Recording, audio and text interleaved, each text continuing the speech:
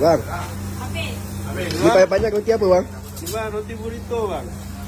Oh, ni makan dengan telur sini ya? Betul bang. Ni makan dengan ni telur, lepas tu daging cincang dalam dengan sambal tumis. Oh, okey. Macam sedap kan dengar kan? Sedap bang ni. Minta dua boleh bang?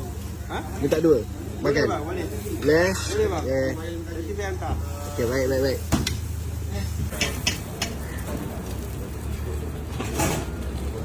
Jangan buat dulu Azhar. Burrito dia sekejap. Asyik nak lebarkan.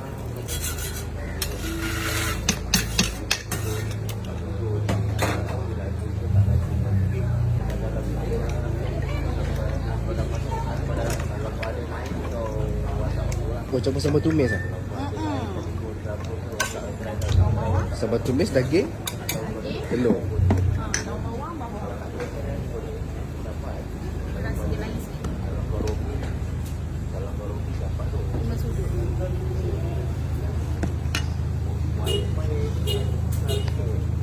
Dia lain.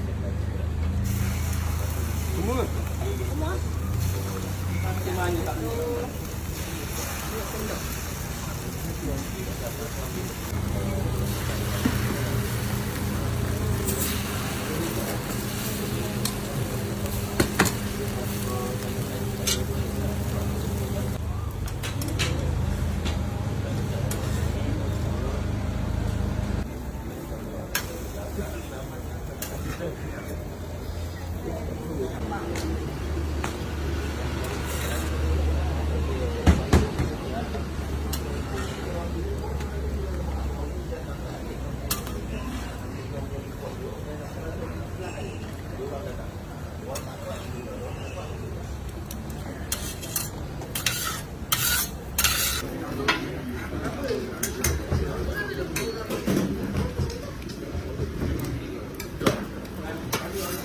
Ni dengan kari ayam.